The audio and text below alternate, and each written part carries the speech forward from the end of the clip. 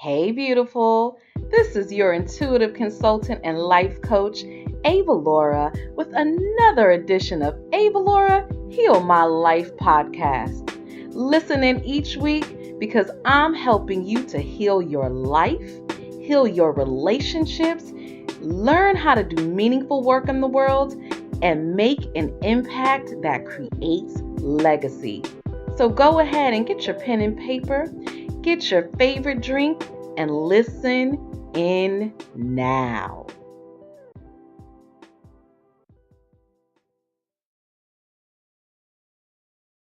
This episode of Ava Laura Heal My Life is sponsored by Canada's #1 inspiration coach, Maureen Kaylee Verdonk, affectionately known as Coach Mo. She is the founder of Inspired Living Life Coaching, and Coach Mo is passionately helping women say yes to ourselves and experience more success and joy in our lives. Visit Coach Mo at www.mocaliverdonk.com. That's Mo Callie Caley Verdonk Berdonk mocaliverdonk.com and claim your free audio CD today. Greetings, beautiful ones. This is Ava Laura, your intuitive consultant and life coach, here with another amazing edition of Ava Laura Heal My Life. Tune in each week to learn how to heal from whole to wholeness in your life, relationships, business, and career. And I love hearing from you. So please send me your comments. You can comment right here on iTunes or wherever you listen to the show. Share it with your friends and family and subscribe to the podcast so you don't miss a week. And today's show, in honor of Valentine's Day, I've invited another amazing guest to discuss the healing power of love. And I'm really excited about this show because I think we have so many misconceptions, and we're going to talk a lot about that today and just talk about how powerful love is and why it's really so necessary in the healing process. So my guest today is the amazing G. Sanders, and let me just tell you a little bit about her. After running her own successful matchmaking and coaching agency here in the DC area in the late 2010, G decided to join forces with Paul Brunson and quickly became the driving force behind the agency. She is referred by many as the no-nonsense love guru that everyone needs and has an extensive background in relationship coaching and agency management to back it up. She has a degree in sociology and has experience in clinical, behavioral, and sociological issues, as well as the impact of individual success in setting and maintaining romantic goals. So please join me in welcoming Ms. G. Sanders. G, how are you doing today? I am very well, Ava. Thank you so much for having me on your amazing show that I know focuses and highlights all things love. I know that's your thing. That is definitely all that you talk about in so many layers. So appreciate the opportunity to join you today. Thank you so much for being here. And I'm really excited. And so, for those of you all listening, just know that before we actually start the interview, we kind of have almost like a pre interview. So, this is going to be a great discussion because our pre discussion was the bomb. So, you all are in for a treat. But before we get into that, just tell our listeners who might not know you, just tell them a little bit about yourself and how you became the love guru. Sure. And really that is kind of like a name bestowed. I like to definitely always just say that I'm just probably a pragmatic dating strategist who just really believes that there's a lot more opportunities to really make decisions about your romantic love than we like to think. I do understand that oftentimes we believe that romantic love is up for chance and that we have to focus on when the right one comes along and it's kind of like a whimsy and you have to look at the chemistry. I just simply like to counter that to say that being a woman who's been single more than I've been in my marital status, that I do believe that approaching your romantic life the same way you would approach any other goal in your life can counter the feelings of frustrations of dating today that a lot of the clientele that I serve feel. So I came into this as a single woman, as mentioned in early 2000s. I just simply felt like for myself, I wanted to do something different with my own romantic life. And this is prior to the onset of the now um, standard online practices and social media engagement, and particularly for Black people. So, as a woman who was comfortable to date and meet people, I felt like I was running out of opportunities, and I felt like we just talked about, Ava, like I was getting concerned in my early 30s, mid to early 30s, Mhm. that who knows where I'm going to be. I was a single mother and happily engaged in my career and education, but realized I wanted to have someone in my life, but I did Yeah. not see myself dating in a way that was effective. So I simply just ran myself through my own process, and that's when I shifted from Mm. social welfare as my profession, and then subsequently delved into sociology. Did a sociological project that was actually something myself and my professor at Bowie State put together. Used myself as a single subject, and in 45 days went out with 75 men.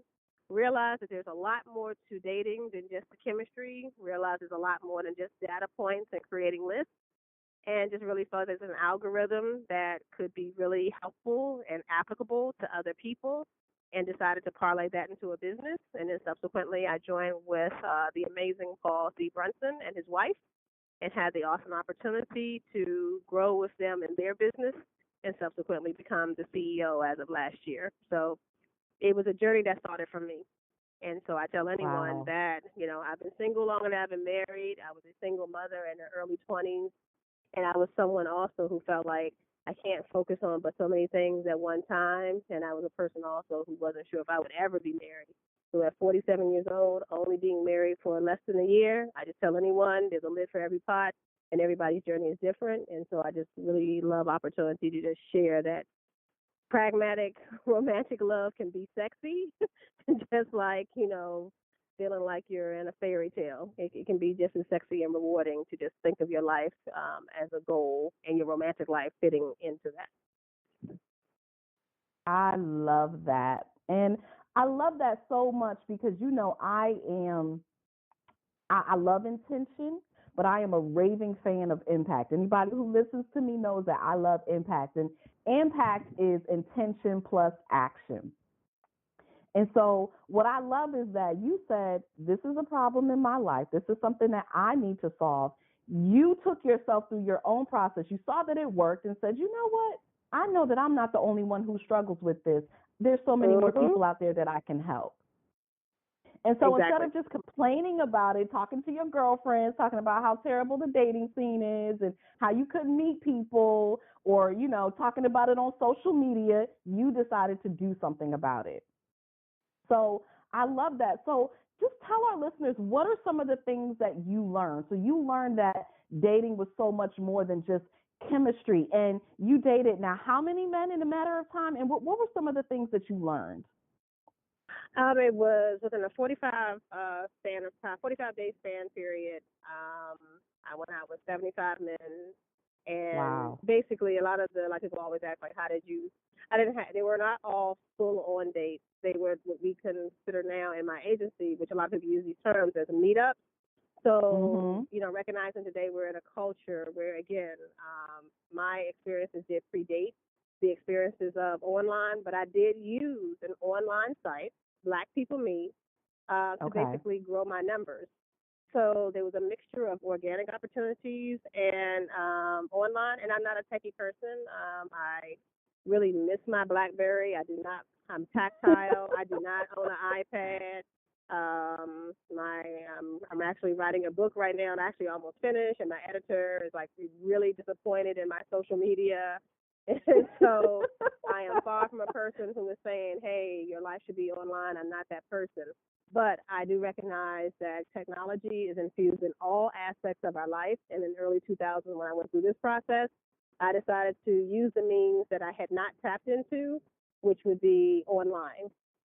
Mhm. And basically, it just gave me an opportunity to speak to gentlemen from across the country that I would have never had an opportunity to interact with. It gave me opportunity to meet men that maybe I would have never came across, even in my local area. So I felt like it expanded my reach immediately. So it's Yeah. kind of like, again, looking at the data of dating today, of how you can impact your dating life just by maybe infusing some level of online.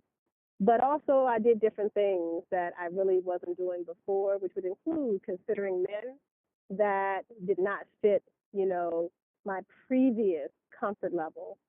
And so it was really starting to look at how do you really become effective in dating, and that's why I use the term that I was a dater, but I don't think I was very effective. And so what I really Mhm. always wanted to do was to kind of look at what had I done before. So I actually got feedback from previous lovers and boyfriends, Hmm. which was very helpful because it wasn't from a place of we were in disagreement. It wasn't in a place of hurt feelings. So I went back to men that I had dated before and asked them questions. And I actually incorporated that into the 75 men that I met that, some we did not move forward to a second date or a third or fourth. I would always go back and ask them and try to make it from a neutral place of learning as to, why didn't you call me back? And I think the Right. biggest lessons that I learned is that perception and reality are something that you really have to ultimately try to refine and become more self aware. So I was dating from simply my lens. I Mhm. was dating from what had been done to me. I was not Hmm. aware for all the men that I had hurt and all the men that I had Wow. rejected. I didn't care about them. So the first thing I learned was is that there was a lot of men who were confused about my behaviors, and so they acted accordingly. I learned that, Hmm. I had, had poor communication with several men just because I didn't like them. So I didn't qualify them as somebody I should follow up and, kind of separate, in a more friendly way. I abandoned them the same way I had been abandoned. But I Wow. didn't care because I didn't like them anyway. So I Mhm. learned a lot about the karma of dating, and that if you truly want to be treated a certain way, you yourself first have to alter your behaviors because that's all Mhm. you have control over. And I'm just a strong believer, not just so much just in a higher power, but just having a universal principle that you really apply. So I believe that I started to treat people better and I started to receive more feedback that really helped me to see myself as others do. And that is the biggest lesson that I learned is to not just date from my lens, to really date from the eyes of the people that you're interacting with. Yeah. And I can speak to that as somebody who, actually have been married longer than single, having been Mhm. married 14 years and now, divorced and dating in my 40s. Woo, what a wake up call. But Mhm. I can definitely, speak from that vantage point of the awareness piece and having to, really walk a mile in somebody else's shoes and look at it from their perspective and not just yours. I agree with you 100% in how much doesn't necessarily get communicated. You kind of assume things and they kind of assume things, and both of you are operating on those assumptions that might not even be the truth. And so Exactly. there's a relationship lost just because the communication hasn't been clear. And it's so interesting how many times that happens, even in now when I'm working with couples and relationships and people that are together, just a breakdown in communication, how things just get lost because everyone's operating out of their own assumptions, looking from their perspective and not looking from the other person's perspective. And it's hard because, as you know, as a therapist, to step in someone else's shoes, um, as a professional, a well-being professional, we're kind of ingrained to play neutral. But it's Mhm. hard when you're in the relationship sometimes to step Yes. outside and consider the other person. But if you don't, again, you, particularly for my role as a matchmaker, what I teach to my clients is you just can't date from your lens. You can't just look at who you want to date You have to focus on who wants to date you. Mm. Wow. That's powerful. I hope you all are really listening and hearing what G is saying, because that was really, really powerful.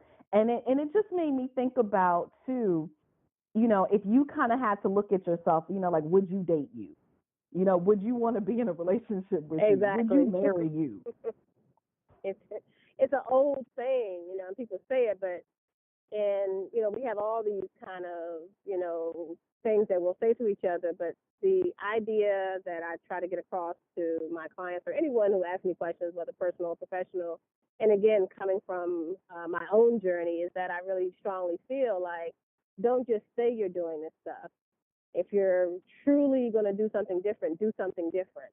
If you truly believe of the kind of the answer to the question of would you marry yourself, then if the answer is no, then again, what do you have control over? Is you. Right. So if you're not in your best physical state, and people want to ignore things like that, I have people oftentimes thinking like, I'm not a magician or a cupid. Matchmaking actually does not have anything to do with me over romanticizing the process of romantic love. Love is hard.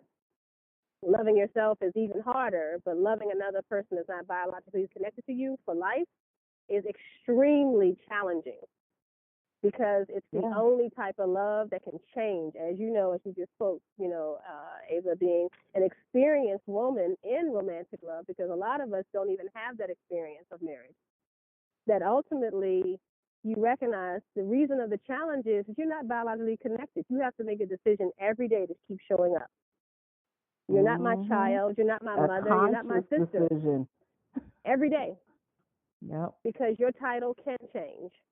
It's the only love that really allows the change pretty fluidly, with some obstacles, with separation and divorce. But the reality of it is, you can have another wife. You can have another husband. I cannot have another mother. I can choose not to communicate with my mother, but my mother's role is never replaced. Biology has suggested and confirmed she is my mother. Every single day, my husband does not have to remain my husband. Wow. So if you don't accept that you have to fight for love in the same way you fought to have financial stability, the same way you fought to become a professional in whatever arena, the same way that you became an exceptional parent and you're proud of what your children's accomplishments are, if you don't believe that you have to work at being a better partner as opposed to just looking for someone to be better for you, it really skews the view of the fact of just not being self-aware, because that's what you have control over.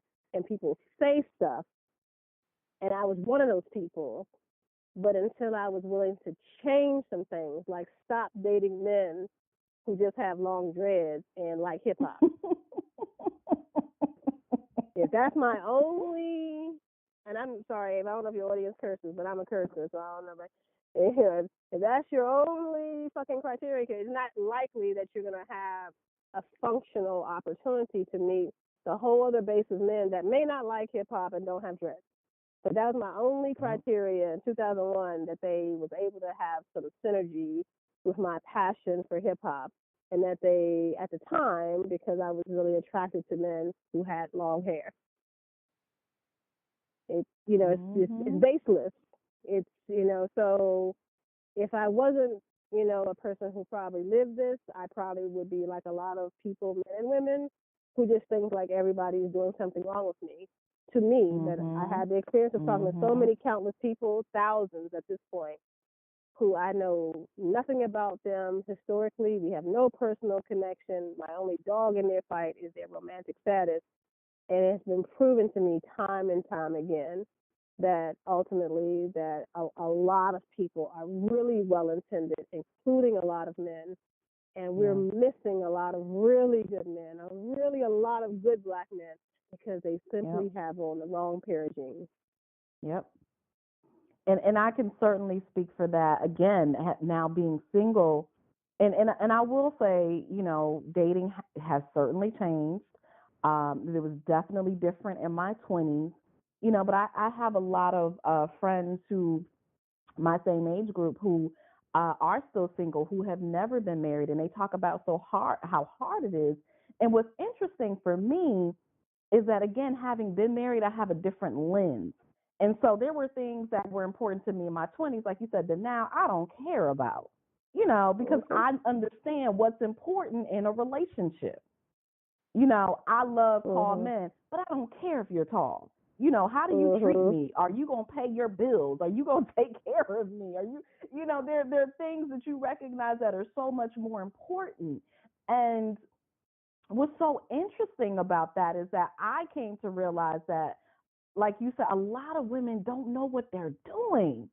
And they're looking for the wrong things. They're focused on the wrong things. And I could tell who had been married before and who had never been married, because a lot of times the women who have never been married have very unrealistic expectations.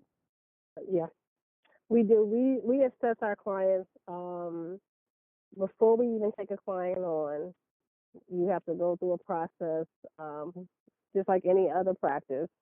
We onboard our clients, and prior to even becoming a client, we assess whether or not we think that you are a good fit for us and we can serve you, and also that again, that this is comfortable for you once you understand how we work with our clients.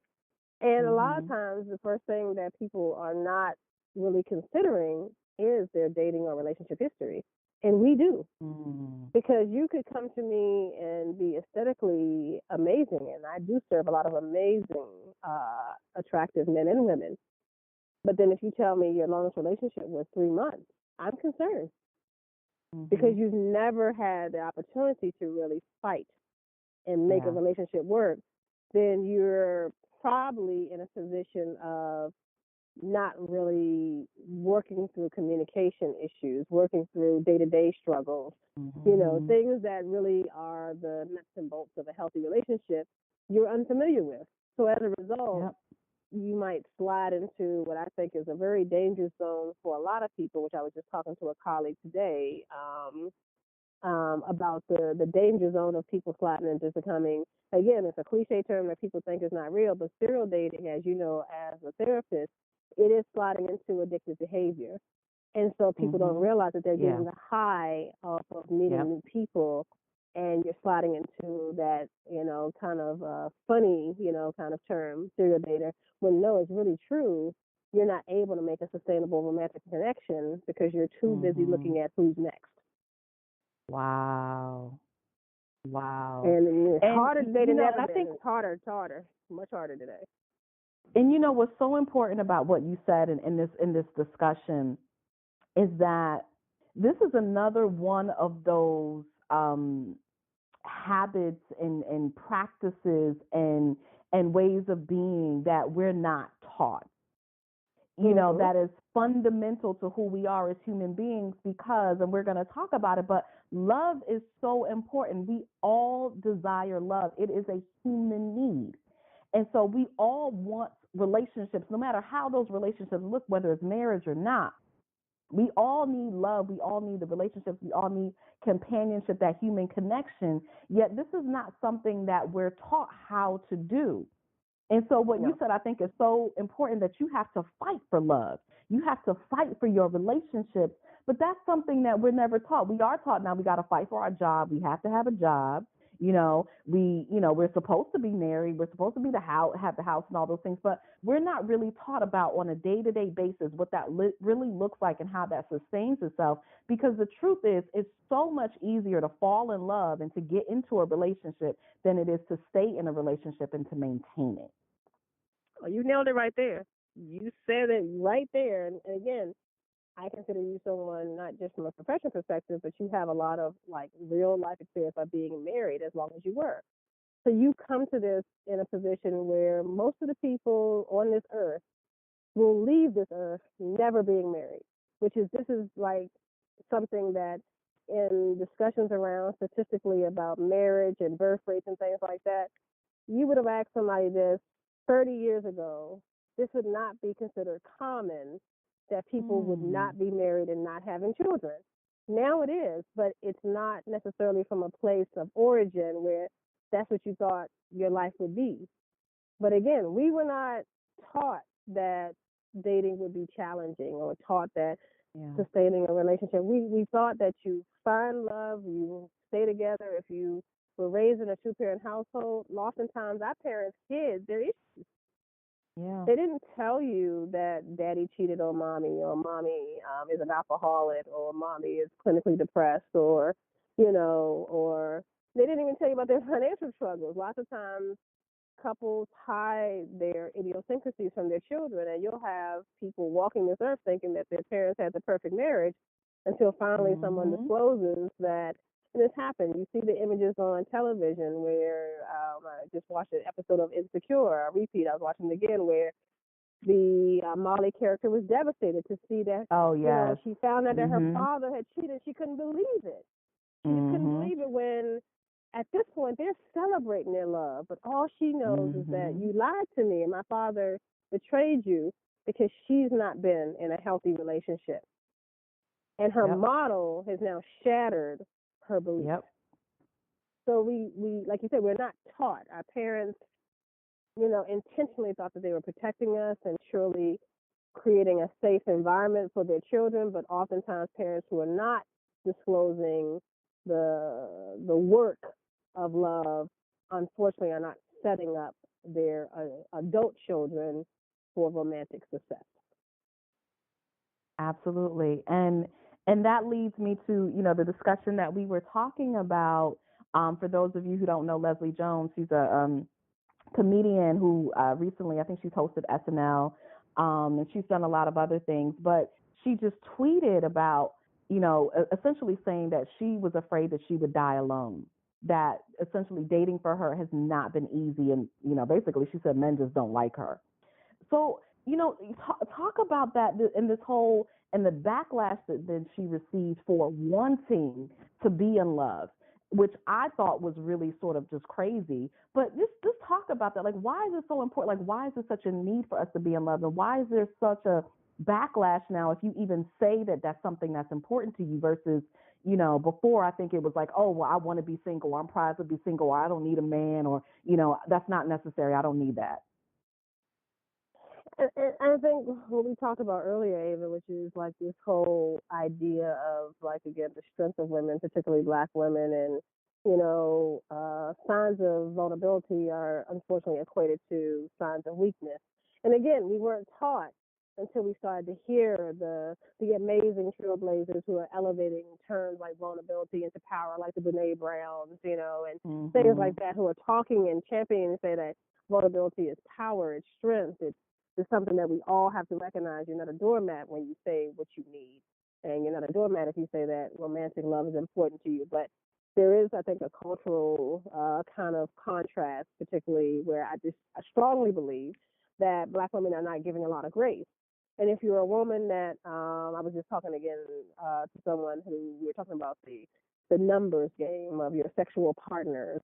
I had never even thought about the fact that women who have, more dating experience that may include a longer list of lovers, you are deemed to be more masculine because you are someone who functions like a man. Because what we want to believe that today that tradition is out the door, and it's not true. Men are still looking for the perfect silhouette. They're looking for the Coca-Cola body. They're looking for a meal to be presented when they come home. There are women who still want their man to be chivalrous and to get the trash out and to, fix their car, fix their flat tire. There are roles for parents and what the father should do. You should be disciplined, and you should be the bottom liner, and the mother should be the one to hug them. We want to make it seem like those roles and images and views of the roles of men and women are gone, but they're not. So if someone doesn't fit into that nice, cute box, and you don't have the perfect silhouette, and if you are a woman of a hue of color, oftentimes we don't get the same grace as wanting the door open for us or wanting to just lay on someone's chest, because we're Black magic. Right now even more. Like, we can do anything. We can fly damn near. Like, we are natural, and we are aesthetically showing our tribal colors, and we are coming into our own and owning ourselves and going against the backlash of like telling people I'm not accepting certain things and I want to be treated equal, that has consequences when it Yeah. conflicts with tradition. And I feel And you for know what Leslie you made me Jones. think of? Go ahead. And I just thought about this, but some of the, so right now on television, right, we have probably the most leading African American actresses on TV right now. Mm-hmm. And I just started thinking, because you mentioned Insecure, but I started looking at all of these shows, Insecure, Being Mary Jane, Scandal, and all of these Mm-hmm. leading women are all doing well in their careers and struggling in their relationships. Because that is really a concern of mine about the narrative that's being put out. Because that's not our history. Our history goes into the black family staying together, black men and women fighting for their love. Our history is not single parenthood. I speak that openly and honestly. I would never encourage anyone to just arbitrarily think that single parenting is something, that should not be considered about the impact of the child that deserves two parents.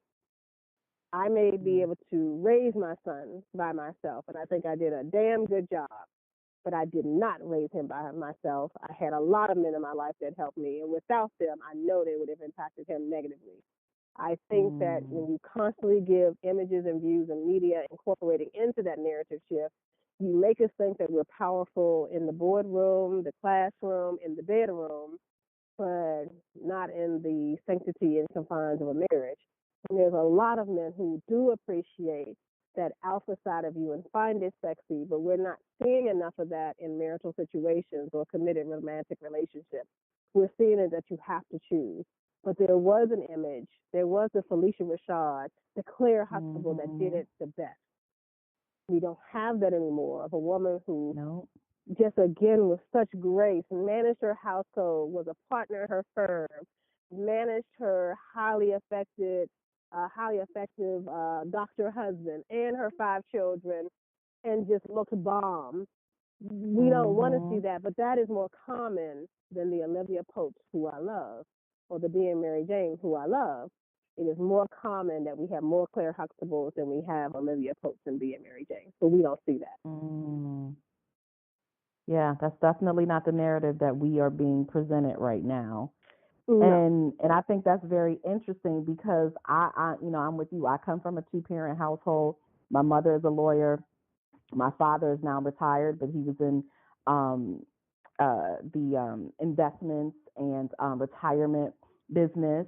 And so I come from that family, 3 children, and they did very well, and they're still together. They've been married over 40 years now.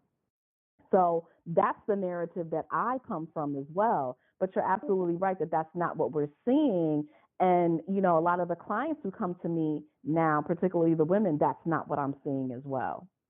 No. And we have the Blackest, like I love the Blackest narrative. I love Anthony Anderson and Tracy Lewis. And actually, Tracy Ross is, she's tried several times to show that image of the educated black woman in a healthy relationship. It's funny how those shows often get canceled. I'm so glad that this one has survived.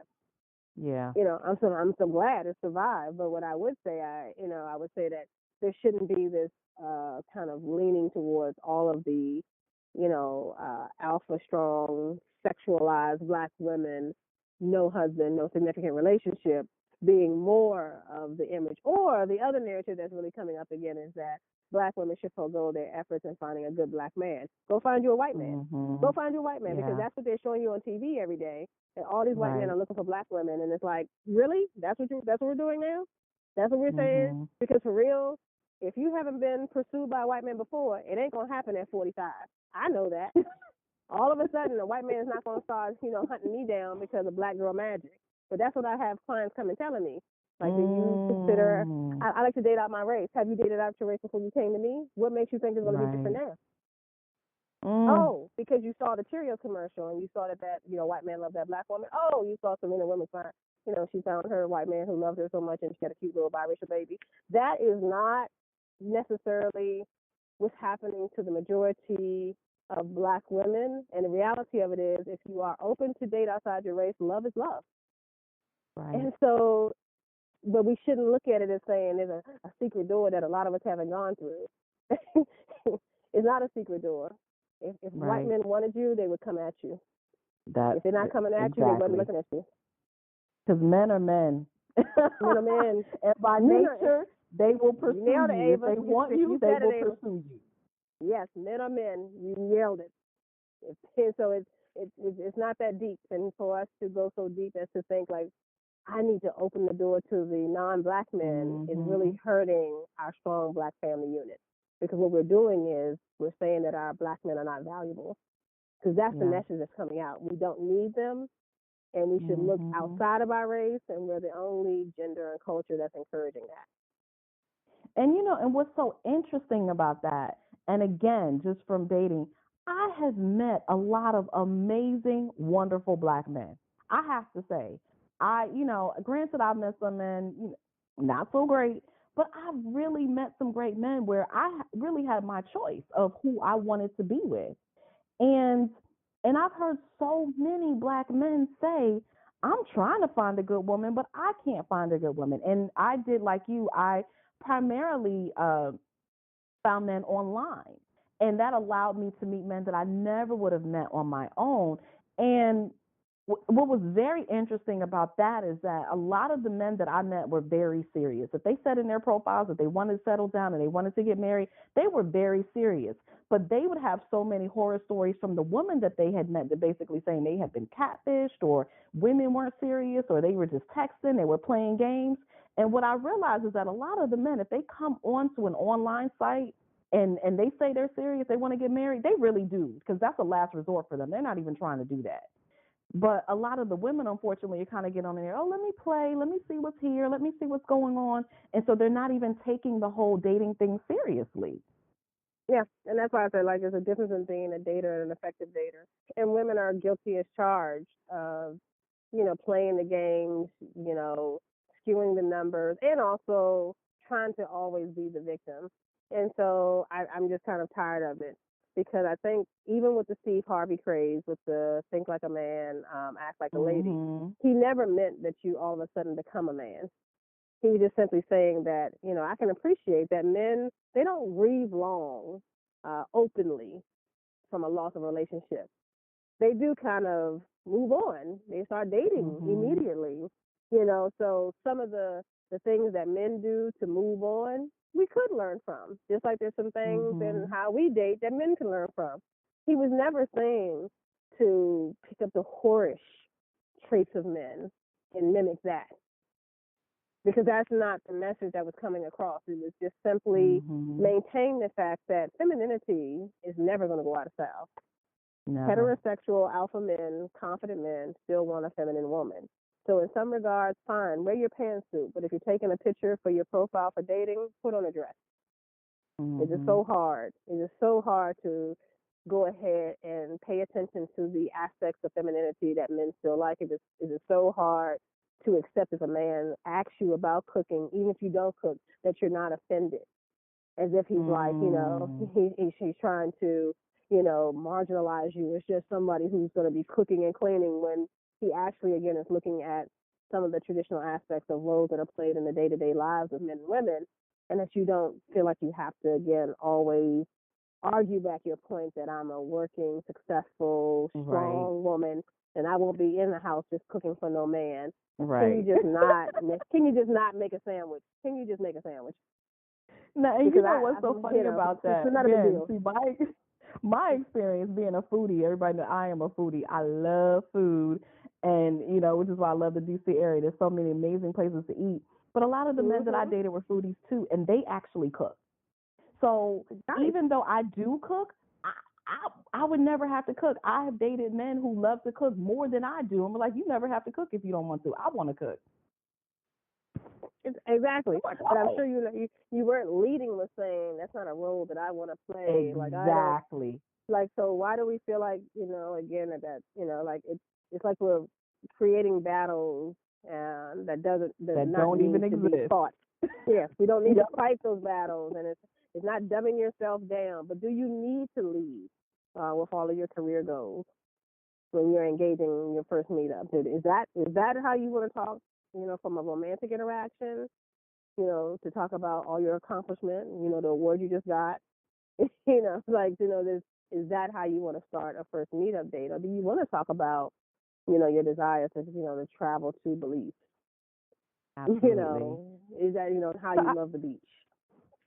I want to get your opinion on, so a lot of the movement now, particularly, and this is for everybody, I think in all communities, and that if you're not dating, if you're not in a relationship, or even if you are, but I think a lot of times, particularly if you're not in a relationship, what really gets pushed is this whole self-love movement. And obviously the work that we do, I'm a huge proponent of self-love, but how important is the self-love process in terms of having love for yourself and being able to love others and be in a romantic relationship?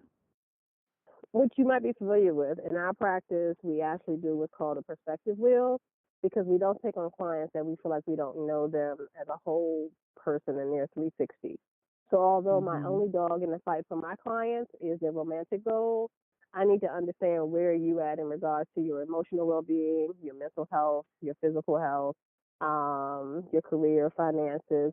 I've had clients come to me that spent their last dollar on matchmaking, and I had to, redirect them to a clinician, because I'm like, this was not an appropriate decision. So because you Mhm. didn't disclose it to me at first, I realize now that, dating cannot be this priority, because all these other areas in your life are really falling short. You're about to be evicted. You don't have Mhm. any money. You spent your last dime on a matchmaker. Now I'm concerned about your emotional well-being. So we like to really consider the fact that self-love is a ticket towards romantic success.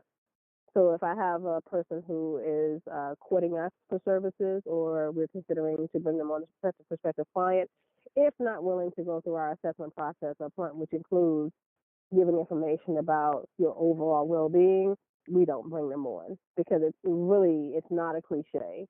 You cannot Mhm. love another human being if you do not love yourself. It's such in conflict. And love as a practice versus love in the feeling and just, saying it, but love in behaviors.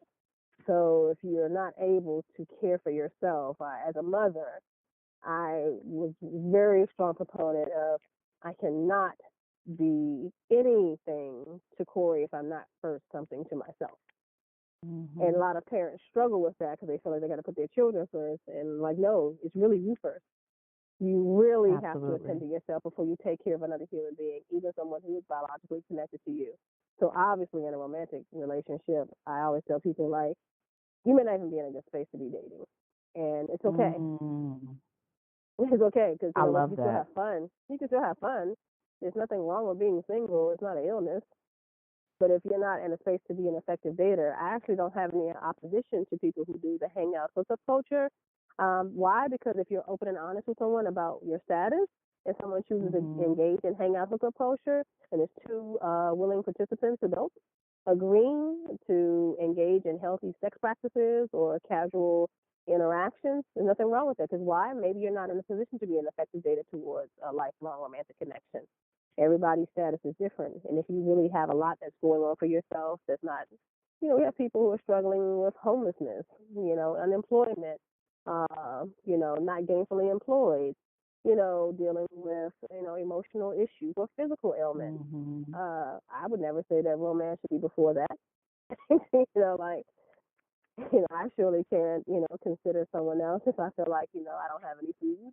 I'm starving. If I need food, I need to, like you said, it's a basic need. And you can look Mhm. at love not just from romance. So I think it is healthy to still be social, to have some level of companionship. But if your love quotient for yourself is not at an appropriate level, you should probably not be engaging in any type of, serious, effective dating and looking towards a committed relationship until you address yourself first.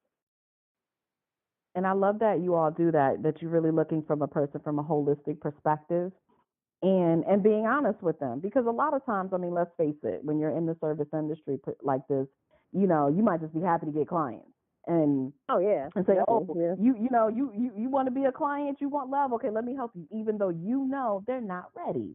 So I love Exactly. that you take them through that process and help them. And I think so many people would really benefit from that because, again, everybody wants love, but they don't know how to be in love or how to even love themselves. And just like you said, if you can't love yourself, you don't know how to love another individual. So I do think it starts there. So how would you, or what are some of the ways that you actually measure self-love to know, whether or not somebody really does have a healthy self-love quotient? So people listening here can kind of know, yeah, maybe I can work on that self-love part, or you know what, I'm good. Maybe I can move to the next step of moving towards romantic love. Yeah, we try to distinguish between just, feeling good and loving yourself. So I can feel good if, I have my, which actually I need to get as soon as we get off this call, Ava. I just realized I did not have my Starbucks today. I feel really good when I pay for my $6 cup of coffee. I don't need it, but besides the fact that I'm sure there's something addictive in it, I'm like, it does make me feel good for at least a good hour or so.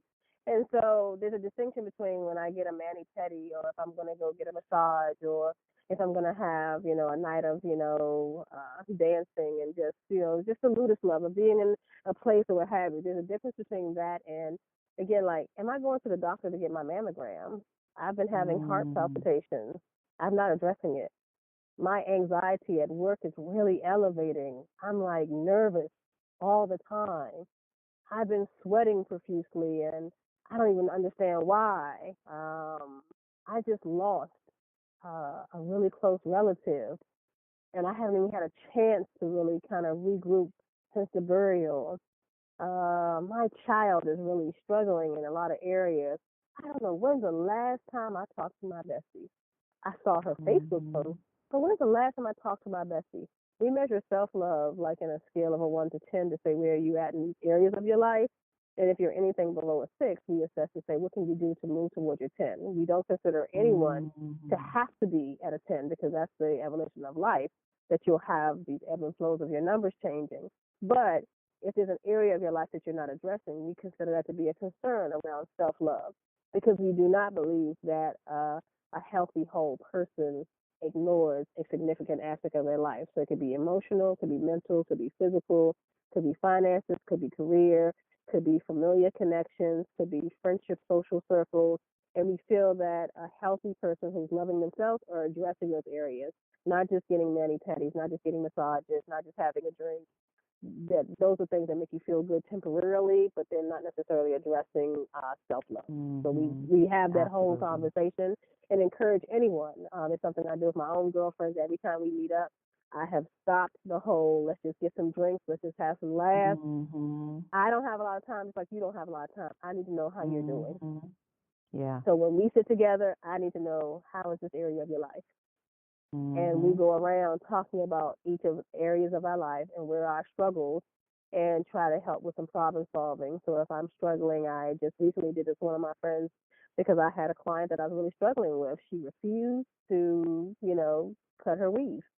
And it was a Mm. real big debacle because I was like, I really feel like the pictures I have for you are not marketable, and she was offended and not Hmm. comfortable. And I really was struggling because I'm like, I'm not gonna be able to keep this client. And so I could have sat with my girlfriends, which was the day after this really trying conversation, and just talk about, what happened, on how to get away with murder last night or the Real Housewives of Atlanta, and we could laugh and drink and, Hmm. look at the cute men around the Hmm. bar. But this is weighing heavily on me, not only because I try to pride myself in always considering the client's esteem, but this will be my first refund since becoming CA CEO. This is a financial burden. I have a team I have to Mm. pay. And so I didn't have time to sit there with my besties and hee haw over love and hip hop. I needed to talk about Right. something that's really weighing on my well being. I believe that people need to really take the time to look at their life in this pie chart. And I'll be the first to say that I'm still working on becoming more physically healthy. I do put off doctor's appointments. I don't like being Hmm. on high blood pressure medicine. I think that is horrible because I've never had high blood pressure. So I Hmm. am working on getting well above a 6. And if I'm not, I feel like then I'm not showing myself love. Mm. I love that. So, I mean, you all listening, I really want you to understand, regardless of what kind of relationship you're in, that the importance of self love. And I like how you defined it and really gave some specific examples for everyone to look at. And I love that, practice with your girlfriends. I might have to start doing that. Really just doing a soul check in and saying, how are you really and what's going on in these different areas of your life? Because I think, so many of us, a lot of us, we just pretend. We do. We Mhm. put in the space on social media. We put in the space with our coworkers or, with the Oh people yeah. that we serve. And so we have very few instances, particularly if you're not in a relationship, where you can be vulnerable, where you can just be you. And so And it's one of the so true. places And that hopefully you can do that is with your girlfriends, with your man, with your friends. And a lot of times we don't even take advantage of that because just like you said, we're too busy trying to escape, drinking, joking, laughing, but not really looking at, I need some support. This is what's going yeah. on with me. And I know because you are, a well-being professional, and I know something that I've been really trying to encourage with the community that we're involved in. We got to take care of ourselves. So I can totally get Yeah. where, I want to escape too. I want to just hee hee ha ha, but I know that, you're probably pouring into all of your clients, all of the couples you're working with, and you're following, because, I know that you're probably getting hit up and inbox and, you're pouring into, I just feel like we have to be careful to not waste some valuable time when someone can pour into us. And like you said, a lot of times we're not sharing. And so Yeah. people really don't know that I'm a real struggle right here. But we scheduled brunch, so Mhm. like, okay, I just gotta, let me just get to brunch and and enjoy my French toast and my mimosa. But Mhm. I, we're again, what I would say is if we're gonna, we were just talking about the whole Galentines. If we're gonna do Galentines, and if we're gonna really start uniting as this strong women's front, we first have to shed all of our armor and bare Mm. ourselves to our besties and sisters before just doing brunch. Yeah. If we're not going to do that, Absolutely. I don't think we're really helping each other and bonding with each other and supporting each other. If I don't even know you about to get divorced, Mhm. we done had Mhm. And again, 25 I've been there conversations. because I did that to my friends. I was like, "Oh yeah, by the way, I'm getting a divorce." I was like, "Wait, what? What? Hold on, what Exactly. happened? Did I miss hmm something?" And I had that happen with one of my besties, and I didn't even know her marriage was in crisis. Yep. So, I don't. I just encourage any of your listeners, that and all the people that that you engage, because you again are all about love and love of self. And I just feel like if we're gonna kind of make this movement work, with putting love in this platform, we first have to be real about what we're really going through, so that people can understand how they can really support you. Absolutely. Absolutely. And lastly, before we end, I definitely want you to talk a little bit about Blip and why you wanted to start that, and tell our listeners how they can reach you. Sure.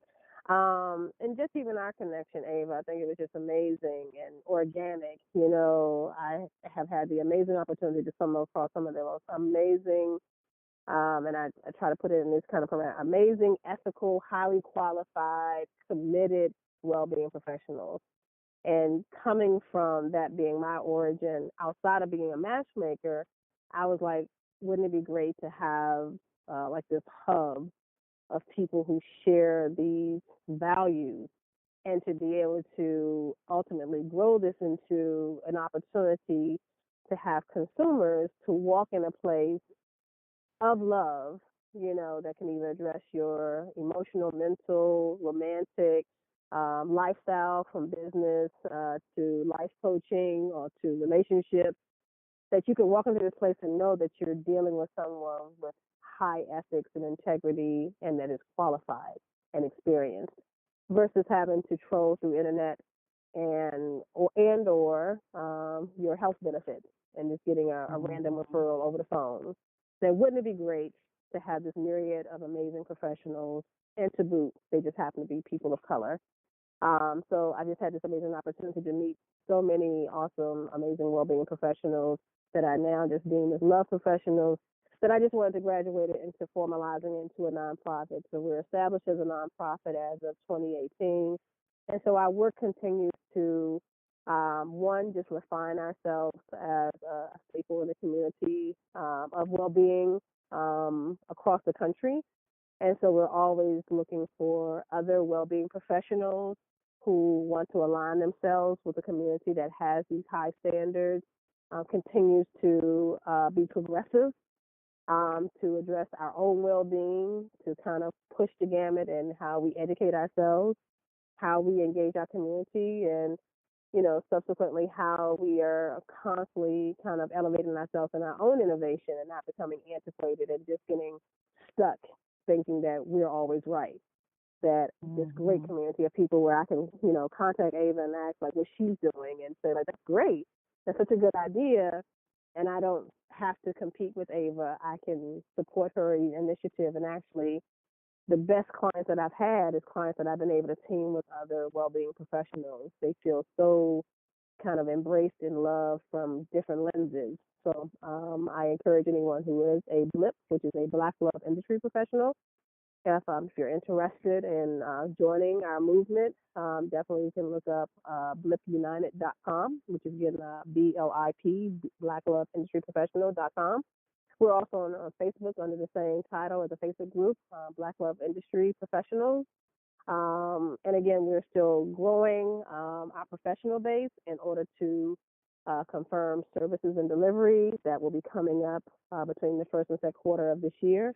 We're trying to do a master class for our following and our colleagues. And we're also trying to put together another salon. We had a really successful event last year that really just captured the essence of loving yourself and loving others and the origins of where love comes from. We talked about where we learned from our mother, and it was just a really great opportunity to be in that space. So that's definitely, if anyone, again, wants to learn more, that information is out there. And for myself, as a matchmaker specifically, I am under PCB Agency, which is stands for Paul C. Brunson Agency.com, but again, PCBAgency.com. I'm on Instagram under GS the Matchmaker, and G just spelled out GEE, S as in Sanders, the Matchmaker. And definitely always open to anyone, even just contacting through you, Ava, if anyone ever has any questions. And we're actually doing a little just Q&A on next Saturday where I'll be sharing information on kind of like who is a matchmaker and what do we do. A lot of people have questions about what do matchmakers do. So I'm always open to share the origins of like how a lot of myself and my colleagues in matchmaking came into this field, and just kind of the nuances about what matchmaking is, price points, service delivery, things like that process. So on next Saturday, I'll be doing a Q&A, which is free, and I'll, definitely share that link with you, Ava. Anyone can join and just ask questions. And I will have some of my marketable Black single men joining in the Q&A because I'm often asked, where do you find the men? And I always, again, like I said, it's not a magic box. So I have a couple of gentlemen who will be joining in and just answering questions about their single life and anything that, someone in the audience. It's all live stream. If they wanted to ask, they can also ask a couple of the gentlemen about their process of going through a matchmaker. Awesome. Woo, wow, a lot of great things going on. Any closing thoughts for our listeners? Just always, just the idea, like I said, what you always definitely, you encourage all the time. Like you said, it's that self-love. Like, I have to actually turn a lot of my clients back to my colleagues like yourself to really delve into their emotional and mental health before even thinking about the exercises coming into a more behavioral coaching strategy of matchmaking. So I just encourage anyone that, addressing your personal well-being before even considering any form of dating, whether casual, effective, or even hangout hookup culture, that you really have a strong sense of yourself and who you are and where you are in your life, and, feel really safe, and really at best, in a really healthy position. And if you don't feel that you're in that position, to definitely seek help and go from there before, getting caught up in all of the hype about Valentines or even gal times. Definitely address you first, and try to seek, if not someone in your own family or friendship circle. There are some amazing well-being professionals that can really support a lot of people in their journey towards love, which starts with yourself. She said it best. The journey towards love starts with yourself. So we're going to end on that note. Thank you so much for listening to another edition of Ava Laura Heal My Life. Feel free to comment, subscribe, and share this. So many people need this. We all need more love. So share this with your friends and family and loved ones. And make sure you join me next week for another edition every Sunday. Until then, wishing you peace, love, and bountiful blessings. Are you in need of spiritual guidance? Need clarity and direction in your life? Maybe a tarot reading from the sensual sage is exactly what you need. If you'd like to get a reading, go to her website at thesageseries.com and see the various reading services that you can receive from the sensual sage. And if you mention Ava Laura, when you're booking your reading, she will do a complimentary single card reading just for you. Again, go to thesageseries.com and get your tarot reading today. Hey, beautiful. Thank you for listening to another edition of Ava Laura Heal My Life podcast. Join me each and every week to move from whole to wholeness in your life, your relationships, your business, and your career. And if now is the time for you to embrace all that you are for your most incredible life, go ahead and email me today at avalaura@avalaura.com for your own personal consultation. And while you're at it, I'm Googleicious, so you can find more information about me online. Go to my website at avalaura.com and join my mailing list.